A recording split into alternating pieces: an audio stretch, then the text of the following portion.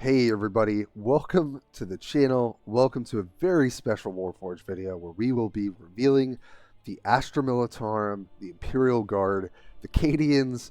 Can't believe it's been a year and the official Warforge will be coming out this month, and what a better time to showcase one of the most popular factions in the game, one of the factions that got me into Warhammer 40k, the Imperial Guard, the Astra Militarum. So I am so excited to get into this with you guys today.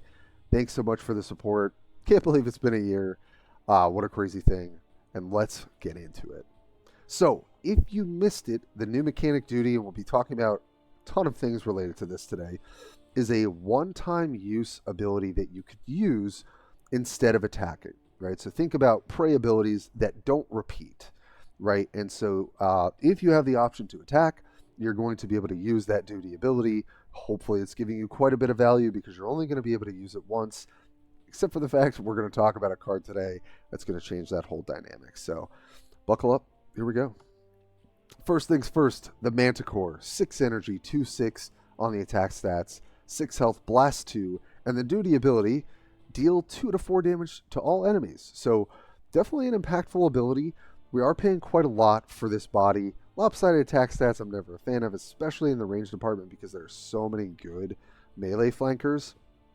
Mantacore is a common card. I don't expect it to be, a staple. It's a solid vehicle for what it's providing. And if there is a way, and maybe we'll talk about it, to allow this to use duty maybe multiple times or when it comes into play, that would really make this card quite a bit better. So we'll see how the Mantacore fares. But moving on to the Leman Russ Vanquisher. 8 energy, 4/8 on the attack stats, 8 health, 1 armor, and the duty ability, deal 8 damage. If the target has armor, deal 12 instead. So this duty ability, obviously pretty huge. You can maybe hit the Warlord in the face for 8 because it just says deal 8 damage. And then if that target has armor, you can deal even more damage. So this being able to pick off, obviously, the best thing on the board, or if it's an empty board, after some tempo back and forth, then you're going to hit their Warlord for 8. This does obviously remind me of the Predator Annihilator. I don't know if we're there. Obviously, the duty ability is very impactful, and if you could repeat it and allow this to happen, up front, this card I think gets quite a lot better. It is still 8 energy. The game tends to be relatively fast, but I think Leman Russ Vanquisher is something we're going to have to look out for. And seems like definitely the scarier of the 2 vehicles we've looked at so far. High Command, the legendary we are revealing today. 4 energy, refill all your energy. All the commissars are talking about their strategies here. And so I'm scared of mana cheats. We've had some struggles in this game with mana cheats. Not the only game that struggled with that either. This is quite a cost. 4 energy to refill all energy. So unless there's something that really cares about stratagems being played, I don't see you wanting to play this or have any value to playing this in the early game. So it pushes it more in the late game, maybe more for a control-oriented deck. Certainly, I feel like that's the most reasonable route for this card to be utilized. But mana cheats or energy refills, I feel like they tend to be better than they look. You are paying quite a bit for that. So we'll kind of see. It's hard to tell quite yet, but I'm just sort of assuming this is going to be better than it looks on its face, and we'll see if I end up being right. But that is High Command, which is an exciting legendary for us to get into today. But last but not least, we've got a 2 energy card, Lead by Example. It's ephemeral, and it says give +2 health to a friendly unit and reload its duty ability. So where's this card coming from? It's going to be our first Warlord, I believe, that I've seen so far, Commissar Denkler. So what is he doing? And we'll get back into Lead by Example to understand what is happening here. It's 30 health Warlord, looking at you, Warshaper.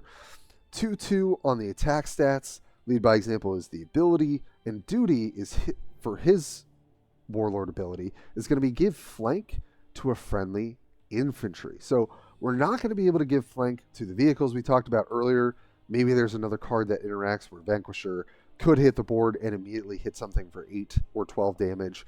But this is only going to be applied to infantry. However, obviously with Lead by Example right over here, give +2 health to a friendly unit. That includes your Warlord. You can retarget him reload his duty ability, give flank to something else, right? And flank is going to enable those duty abilities to pop off if they're able to attack something, right? So there's a clear, huge value to what this Warlord is doing for the duty archetype, right? Any of those infantry units that we've looked at so far, and obviously coming up next for the reveals, just think about the fact that you could have a Warlord that just allows it to be ready to serve that duty cost immediately, and then that you can refill it again on your Warlord to give other things flank, or refill it on that unit itself, get +2 health. Very much in line with kind of Warshaper, right? If we're thinking about just using this on our Warlord potentially in the early game, which I think is pretty solid value, then he's going to get that +2 health. Nice, buffers his health a little bit, starting at 30 health anyway. Again, I'm a little skeptical on the Warlords with, or I guess the 2 Warlords that have 30 health. So we'll see. But lead by example, combined with the fact that Dankler gives flank to enable other duty abilities, is a really wild synergy. And I have to imagine that this Commissar is offering quite a lot in terms of tempo and just being able to give things flank, being able to enable those duty abilities potentially over and over again. It's just kind of a scary thought, I think, for the Guard. So we had to bring something spicy, and I'm so glad that we got to talk about the first Warlord that we've seen so far. So that is what I got for you guys today. I am just always grateful to be able to bring these reveals to y'all. Thanks so much for checking out the video, supporting the channel, and I just can't wait to see what else we got waiting for us with the Astra Militarum. So until next time, I'll catch you then.